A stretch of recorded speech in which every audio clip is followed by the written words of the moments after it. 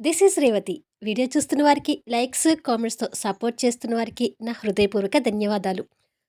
కథలోకొస్తే 'స్నిగ్ధం' ముందు సామ్రాట్, శక్తి హగ్‌లో ఉన్నారు కదా! ఆ తర్వాత నుంచి స్టోరీ కంటిన్యూషన్. 'ఓ ప్రేమ ఓ పగ' ఎపిసోడ్ నంబర్ 176.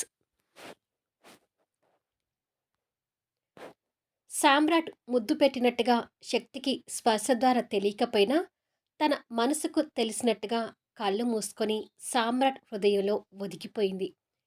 ఇద్దరూ ఒకరికొకరు లోకాన్ని మర్చిపోయి ఆ కౌగిలింతలో ఉండిపోయారు. ఇలా కొద్దిసేపటికి స్నిగ్ధ వాళ్ళని అలా చూసి భరించలేక ఆ పక్కన ఫ్లవర్ వాస్ ఉంటే దానిని కింద పడేస్తుంది. ఆ సౌండ్‌తో ప్రపంచాన్ని మర్చిపోయి కౌగిల్లో ఉన్న ఇద్దరూ తేరుకొని ఈ లోకంలోకి వచ్చి దగ్గరగా ఉన్న ఇద్దరూ కాస్త దూరంగా విడిపోయి స్నిగ్ధ దగ్గర కింద పడిన ఫ్లవర్ వాజ్‌ని చూస్తారు. కావాలని పడేసినట్టుగా వారికి అనుమానం రాకుండా స్నిగ్ధ కింద కూర్చొని వాజులో ఫ్లవర్స్ తీసి పెడుతుంటుంది. ఇద్దరూ తనని చూసి తిరిగి ఒకరినొకరు చూసుకుంటారు. ఇంతసేపు వాళ్ళిద్దరూ అలా కౌగిల్లో ఉండేసరికి ఇద్దరిలో కూడా ఏదో తెలియని ఫీలింగ్ వాళ్ళ మనసుని అలజడికి గురి చేస్తుంటే మొహాలు చూసుకోలేక ఇబ్బంది పడుతుంటారు. స్నిగ్ధ కింద పడిన ఫ్లవర్ వాస్ తీసి సెట్ చేసి పక్కన పెట్టి వాళ్ళని కాస్త కోపంగా చూస్తుంటుంది. శక్తి కూడా తనని కోపంగా చూసి ఇక వెళ్ళి పడుకుందాం పద సామ్రాట్ అని చెప్పి శక్తి పైకి వెళ్తుంటే సామ్రాట్ వెళ్తున్న తన చెయ్యి పట్టుకుంటాడు. దాంతో శక్తి వెనక్కి తిరిగి ఏంటి అని అడుగుతుంది. అక్కడ స్నిగ్ధ ఉండటం చూసి సామ్రాట్ మరో మాట మాట్లాడకుండా దగ్గరికొచ్చి తన్ని రెండు చేతులతో ఎత్తుకున్నాడు. అది చూసి ఇక్కడ శక్తి, అక్కడ స్నిగ్ధ ఆశ్చర్యపోతూ చూస్తుంటారు. సామ్రాట్ తనని అలా ఎత్తుకునేసరికి స్నిగ్ధ ఇంకా అసలే భరించలేక నిన్న మొన్న పగ ప్రతీకారంతో ఉన్న ఇద్దరికీ ఇప్పుడు తెగ ప్రేమ కారిపోతుంది అని అనుకొని తన కుళ్ళుని ప్రదర్శిస్తుంటే ఏంటి నన్నెత్తుకున్నావు అంటూ శక్తి కాస్త కోపంగా సామ్రాట్ని ప్రశ్నిస్తుంది. అక్కడ స్నిగ్ధ ఉంది అంటూ తనకు మాత్రమే వినిపించేటట్టుగా చెప్పి తనని ఎత్తుకొని స్టెప్స్ ఎక్కి పైకి తీసుకుని వెళ్తుంటాడు. అదంతా చూసి స్నిగ్ధ భరించలేక తల పట్టుకుంటుంది. సామ్రాట్ స్నిగ్ధ కోసమే ఎత్తుకున్నా తనని మనస్ఫూర్తిగా ఎత్తుకున్నాడు కాబట్టి శక్తి కళ్ళలోకి ట్రాన్స్గా చూస్తూ స్టెప్స్ ఎక్కి తీసుకుని వెళ్తుంటే శక్తి సపోర్ట్గా సామ్రాట్ మెడ చుట్టూ చేతులు వేసి సామ్రాట్ని చూస్తుంటుంది. స్నిగ్ధ వాళ్ళిద్దరిని అలా చూస్తూ ఉండగానే సామ్రాట్ శక్తిని తీసుకుని స్టెప్స్ ఎక్కి రూమ్లోకి వచ్చి తనని నిదానంగా బెడ్ మీద పడుకోబెట్టాడు. అప్పటి వరకు శక్తి తనకు తెలియకుండానే ప్రేమగా చూసిన సామ్రాట్ని మళ్ళీ ఎప్పట్లా కోపంగా చూస్తూ ఉండగానే సామ్రాట్ వెళ్ళి డోర్ వేసి వచ్చాడు. నన్ను ఎత్తుకోవాల్సిన అవసరం ఏంటి? మామూలుగా వచ్చేదాన్ని కదా అడుగుతుంది శక్తి కోపంగా చూస్తూ. నువ్వు స్నిగ్ధ ముందు మనమిద్దరం మంచిగా ఉంటున్నట్టు ఎందుకు నటిస్తున్నావో నాకు తెలీదు. నేను కూడా నీతో అలా ఉండాలనిపించింది. అందుకే నిన్నెత్తుకొని వచ్చానులే అంటాడు. ఓహో! అలాగా? అయితే స్నిగ్ధ ముందు నేను పడే పాట్లు నీకు అర్థమయ్యాయి కదా! దాని ముందు మనమిద్దరం మంచిగా ఉంటున్నట్టుగా అంటే మనకి ఒకరి మీద ఒకరికి ప్రేమ ఉన్నట్టుగా నటించాలి అంటుంది శక్తి. నాకు నటించాల్సిన అవసరం లేదు అంటాడు సామ్రాట్. ఏంటి అని అడుగుతుంది కోపంగా. నేను చెప్పింది నీకు వినపడింది. నీ మీద ప్రేమ ఉన్నట్టుగా నటించాల్సిన అవసరం నాకు లేదు. నీ మీద నా ఫీలింగ్స్ ఎలా ఉంటాయో అలా నిజాయితీగానే చూపిస్తాను గాని నాకు నటన అవసరం లేదు. ఇప్పుడు కూడా ఆ స్నిగ్ధ కోసం నిన్ను ఎత్తుకొని వచ్చాను. బట్ మనస్ఫూర్తిగానే నిన్ను ఎత్తుకొని తీసుకొచ్చాను. అంటే నేను నీ మీద చూపించే ఫీలింగ్స్‌లో ఎలాంటి నాటకము ఉండదు. అన్నీ నిజాలే ఉంటాయి. నేను చెప్పింది నీకు అర్థమైతే ఓకే. అర్థం కాకపోతే అర్థం చేసుకోవడానికి ప్రయత్నించు. గుడ్ నైట్ అని చెప్పి బెడ్‌కి ఆ చివరకొచ్చి బెడ్‌షీట్ కప్పుకొని అటుగా తిరిగి పడుకుంటాడు.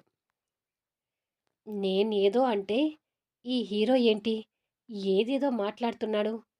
అది ఇది మాట్లాడి, నా మనసు మార్చి, నాకు దగ్గర కావాలని చూస్తున్నాడేమో. నా ఆస్తులు కాజేసి, తనకి గిఫ్ట్‌గా ఇచ్చిన ఈ హీరోని నేను ఎప్పటికీ నమ్మను అని మనసులో తిట్టుకొని, తను కూడా పడుకుంటుంది. ఇక వినోద్‌కి నిద్ర పట్టక రూమ్‌లో అటూ ఇటూ తిరుగుతూ చరితతో ఉన్న మొదటి పరిచయం దగ్గర నుంచి అన్నీ గుర్తుకు తెచ్చుకుంటూ ఉంటాడు.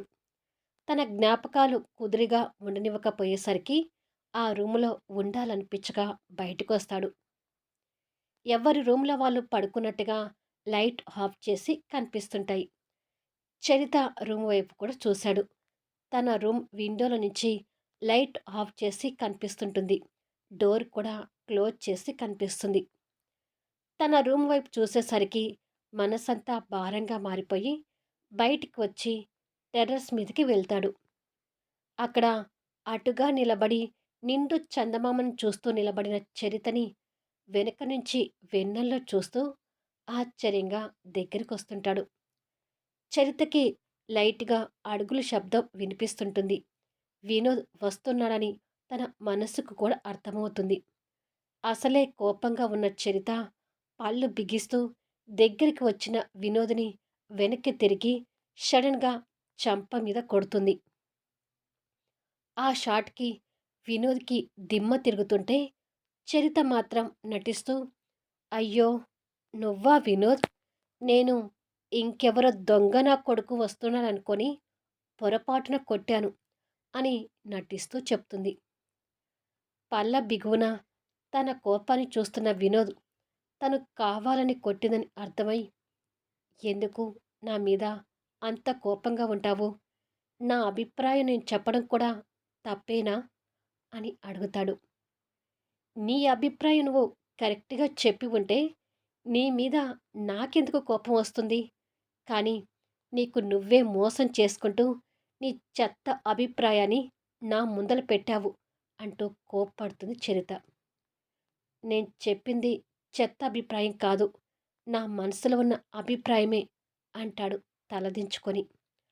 చరిత వినోద్ గడ్డం కింద చేపెట్టి తల పైకెత్తి, "ఏది నువ్వు చెప్పిన అభిప్రాయం నీ మనసులో నుంచి వచ్చిందని నా కళ్ళలోకి చూసి చెప్పు" అని అంటుంది. వినోద్ కాస్త కోపంగా తన చేయి విదిలించి పక్కకు తిరిగి, "నా మనసులో ఉన్న అభిప్రాయమే చెప్పాను అంటే కళ్ళలోకి చూడు, మొహంలోకి చూడు అంటావేంటి చరిత? నువ్వంటే నాకు ఇష్టం లేదని చెప్పినా కూడా నువ్విలా ఫోర్స్ చేయటం కరెక్ట్ కాదు కదా" అంటాడు. "పెళ్లి రోజులు దగ్గర పడే కొద్దీ నీకు టెన్షన్‌గా ఉందో లేదో కానీ నాకు మాత్రం టెన్షన్‌గా ఉంది వినోద్. నువ్వు ఎక్కడ జీవితాంతం నాకు దూరం అవుతావేమోనని భయపడుతున్నాను. నిజంగానే నీకు నా మీద ఇష్టం లేకపోతే అసలు నేను మళ్ళీ నీ మొహం కూడా చూడకపోయేదానిని. కానీ నీ మనసులో నేనంటే ఇష్టం ఉండి, ఆ ఇష్టాన్ని చంపుకొని స్నిగ్ధని పెళ్లి చేసుకోవడానికి సిద్ధపడుతున్నావని నాకు తెలుస్తూనే ఉంది" అని అంటుంది. "ఎన్నిసార్లు చెప్పినా వినిపించుకోవేంటి? మా వదినకి నువ్వు స్నేహితురాలివి కాబట్టి నేను కూడా నిన్ను ఒక స్నేహితురాలిగానే చూశాను కానీ వేరే అభిప్రాయంతో చూడలేదు. నువ్వు ఎన్ని మాట్లాడినా నా నుంచి ఎన్నిసార్లైనా ఇదే సమాధానం వస్తుంది. ఇప్పుడైనా నువ్వు మూవ్ ఆన్ అయితే మంచిది చరిత" అంటాడు వినోద్. చరిత ఆ మాటలకి కోపం తెచ్చుకుంటూ అప్పటికే వర్షించిన కన్నీళ్ళు తుడుచుకొని, "సరే వినోద్, నేను మూవ్ ఆన్ అవుతానో లేకపోతే ఇంకేమవుతానో నీకనవసరం. ఇంతకీ ఇక్కడికి ఎందుకొచ్చావు?" అని అడుగుతుంది. "నేను మామూలుగా వచ్చాను. నేను వచ్చేసరికి నువ్వు నిద్రపోకుండా ఇక్కడ నిలబడి కనిపిస్తున్నావు" అంటాడు కాస్త బాధపడుతూ. "సరేలే, నువ్వెళ్ళిపో" అంటుంది చరిత. "నువ్విక్కడే ఉంటావా?